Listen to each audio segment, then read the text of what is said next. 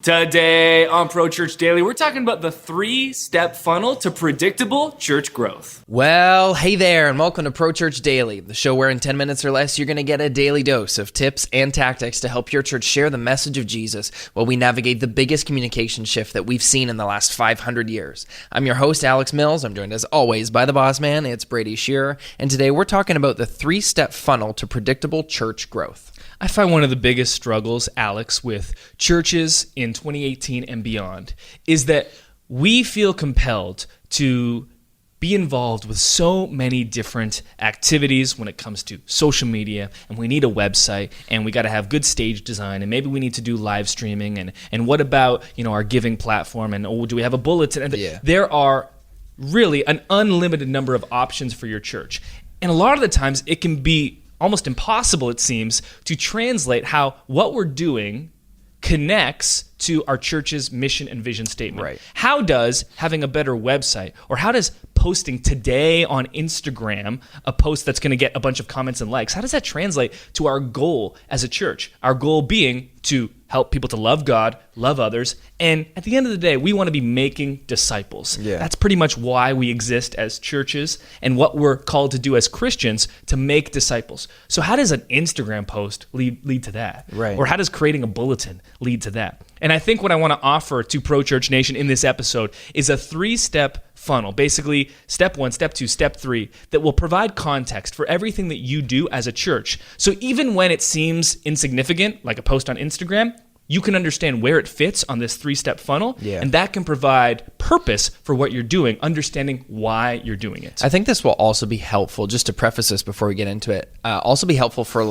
maybe a social media director who is working with a pastor or a leadership team who doesn't understand the how and the why of why we need money for Facebook ads and how that's going to translate into the vision of this church.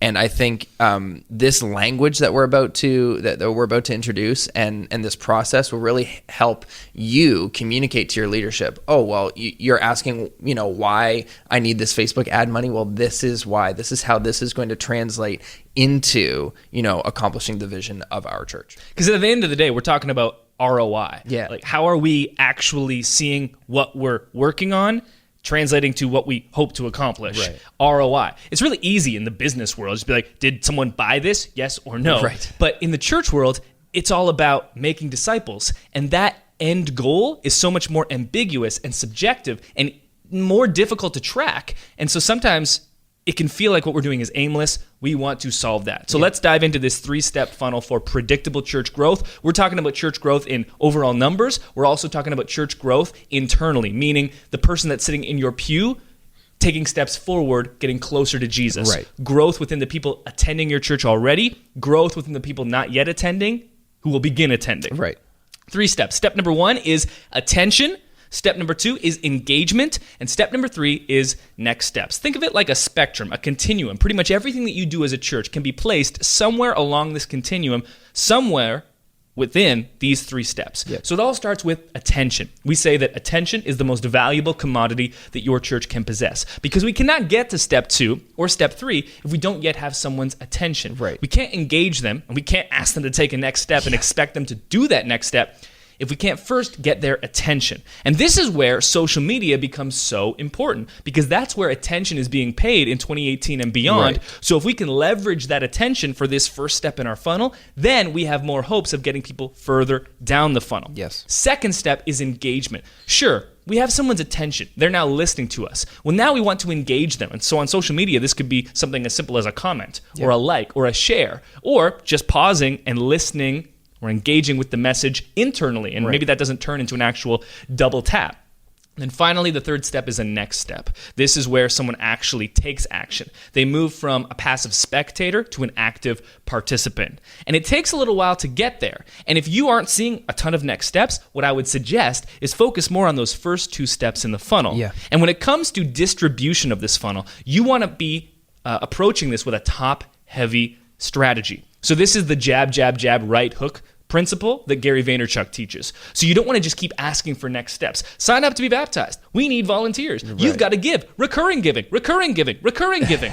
You want to focus more on the attention and the engagement, and that will in turn lead to more next steps. So to give a couple of examples, to bring this from an abstract theory to practicality, example number one, this would be an analog example. So we're not even talking digital. This would apply to everything that you do as a church. So let's say you have a big baptism service that's coming up, and you want as many people to be baptized because you know that's a next step in everyone's faith journey towards Jesus and being an active and fully devoted follower of Christ. Of course. So you can, of course, go up there and be like, please sign up to be baptized.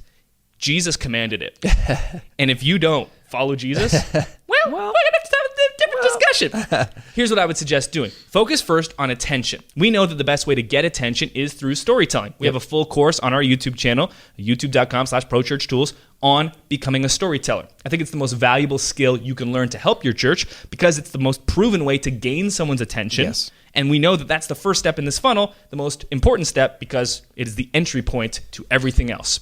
So let's say I tell a story in an announcement from stage talking about my experience being baptized. I was baptized in my pastor's backyard in his pool. We were a really small Baptist church of like 11. Nice. And so we didn't have a baptismal tank or anything like that. Went to his pool, was baptized. Afterwards, my grandparents took me out to a sit-down restaurant, which was really important and special because I went to like 3 as a kid. Wow. And the other one I went to, I spilled mustard all over myself at Swiss Chalet. I never got over it. Swiss Chalet sucks. I hate it. So now we've got a fun story. Swiss Chalet is a Canadian restaurant, I think. Yeah. People are laughing about it. And now I say, look, baptism is an important next step for every believer. We'd love for you to take that next step and sign up to be baptized. And then I'd give them the call to action. Right.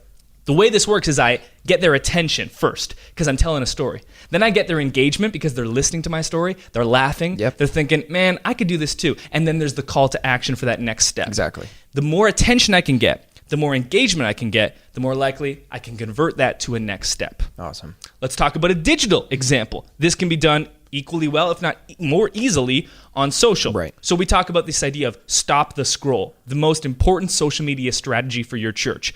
The activity on social is scroll, scroll, scroll. To get someone's attention, we first need them to stop scrolling. Yeah. So that's the first thing in the funnel. Get that attention. Stop the scroll. And then the engagement is the like. Exactly. It's the comment. It's the share, which signals to the social media platform's algorithm to show more posts from your profile to this person because they like engaging with your content. Yep. And then maybe next time you schedule a post and you publish a post, you're calling for kids volunteers. And because this person has been paying so much attention to your social profile because your content is fire, and because they've been engaging it, triggering the social algorithm to show your posts more frequently, now they see that post, they're primed, they're ready to go, they respond. Wow. It all comes down to this three-step funnel for predictable church growth. Attention, engagement, next steps.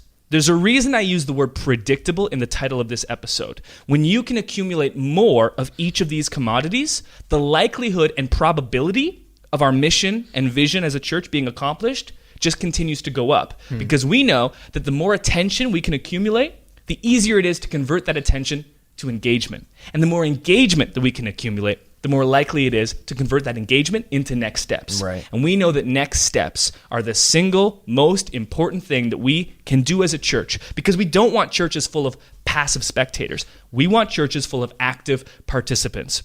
Because at the end of the day, if our goal as a church is to help people to love God, love others, and make disciples, each of those begins with a verb, an action word. Yeah. You can't have that happen if you have people just sitting in the pews observing. Yeah. We need next steps. This is the funnel to make it happen. And you've alluded to it, but it's imperative to understand that this is like a definitive sequential path. Like if you think of it as a funnel, it's a 1, 2, 3 step process, and you can't skip any of those steps. Absolutely. You know, if you have attention and you're so pumped up that you see that a lot of people are seeing your posts on Facebook, maybe you can't just jump right to next steps and expect those conversions. You have to double down and make sure that you're getting that engagement first. And likewise, let's say you're hoping to get next steps. You can't, if you have no attention, you could try and facilitate engagement. You could try and ask for next steps, but if nobody's listening, nobody's nobody's going to be taking those next steps that you're asking. So you can't skip any of these steps. And like you said, you have to invest in this like in a top heavy approach. And I really do think that providing this language and this imagery of this funnel and really you used two great examples. One, analog one and one digital one, because it's going to happen both ways. I think this is really going to help churches to understand the why and the how of what they're doing, and to see these strategies that we're using, not only on social, but also in churches, see them as part of our vision statement, as part of our mission to see people take next steps in their personal relationship with God, and then ultimately love God, love people, and serve the church. So The 3-step funnel to predictable church growth. Understand the path. Don't skip a step, and you'll be well on your way to succeeding with your church's vision and mission statement. That'll do it for today's episode of Pro Church Daily. We'll see you next time. Hey, thanks for watching today's episode of Pro Church Daily. Make sure to subscribe to this channel so you never miss another video, and hit the church bell for notifications. And if you like this video, it really does mean the world to us if you like it.